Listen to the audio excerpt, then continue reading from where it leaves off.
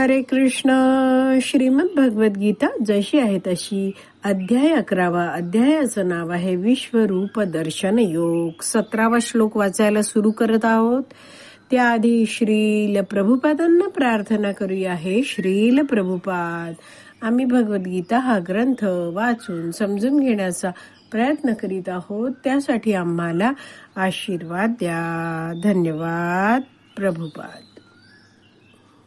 श्लोक क्रमांक 17.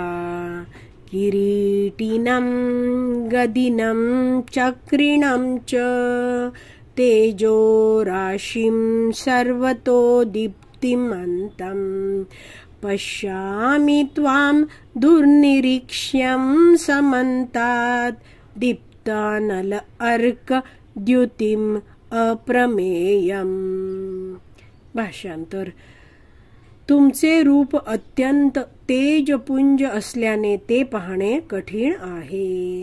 हे तेज प्रज्वलित अग्नी किंवा सूर्याच्या अपरिमित तेजाप्रमाणे सर्वत्र व्यापलेले आहे.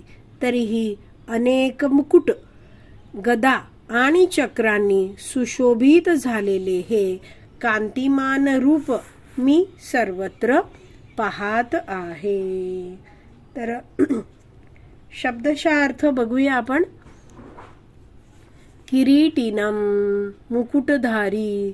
तर हे जे विश्वरूप अर्जुन बघतो आहे, तर 16व्या श्लोकामध्ये अर्जुनाने सांगितलं होतं. आपण 16व्या श्लोकाचं भाषांतर वाचूया. की हे विश्वेश्वर, हे विश्वरूप, तुमच्या देहामध्ये मी अमर्यादित आणि सर्वत्र पसरलेल्या असंख्य भुजा, उदरे, मुख आणि नेत्रांना पाहतो. तर असे हे जे अनेक सारे मस्तक पाहतो आहे, तर त्या मस्तकावर काय काय आहे. हात बघतो आहे, तर ते हात कशाने सुशोभित झाले आहेत ते सगळं अर्जुन या 17व्या श्लोकात म्हणतो आहे. किरीटिनम, तर अनेक सारे मस्तक दिसत आहेत, त्याच्यावर मुकुट आहेत. गदिनम, चक्रिणम, तर तुमच्या हातात मला गदा दिसते आहे, चक्र दिसता आहेत. तर अशा काय आयुधाने तुमच्या हातात अशी आयुध दिसत आहेत. पुढे अर्जुन दुसऱ्या ओळीत म्हणतो आहे, तेजो राशीम सर्वतो दीप्ती अनंतम दीप्तिमंतम. तर तेजो राशी, भगवंतांचं रूप कसं आहे. तेजाच्या राशी म्हणजे अतिशय तेजपुंज आहे, सर्वत्र पसरलेलं असं प्रदीप्त रूप भगवंतांचं तो बघतो आहे. पश्यामि त्वाम, मी त्वाम तुम्हाला बघतो आहे. कसं आहे तुमचं रूप. दुर्निरीक्षम, पाहण्यासाठी अतिशय कठीण आहे. तर निरीक्ष हा शब्द आपण जाणतो बघा. निरीक्षण करणे, निरीक्षण करणे म्हणजे नीट पाहणे. दुर्निरीक्षम म्हणजे काय आहे. पाहण्यासाठी अतिशय कठीण आहे. का बरं कठीण आहे. कारण त्याचं तेज आहे ते अतिशय प्रचंड आहे.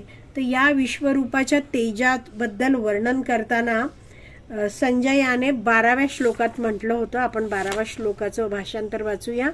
संजय म्हणाला, आकाशामध्ये एकाच वेळी जर हजारो सूर्यांचा उदय झाला तर कदाचितच त्यांचे तेज भगवंतांच्या विश्वरूपातील तेजाची बरोबरी करू शकेल.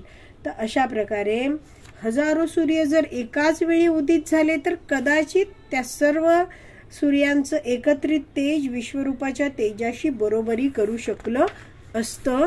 इतकं तेजस्वी हे रूप आहे.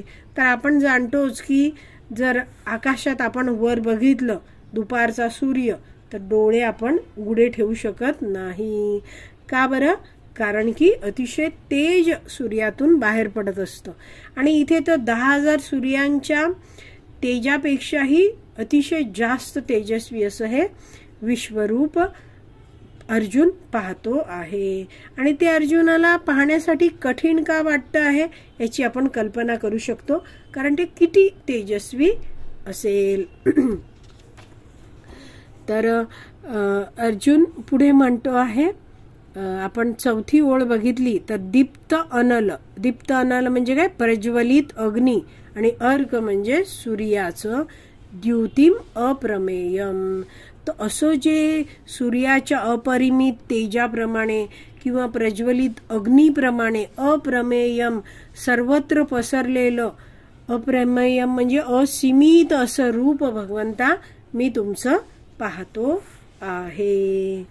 तर गीताभूषण टीका आहे त्यामध्ये या 17व्या श्लोकात श्रील बलदेव विद्याभूषण लिहितात की अर्जुन हा विश्वरूपाचं वर्णन आता वेगळ्या प्रकारे करणार आहे.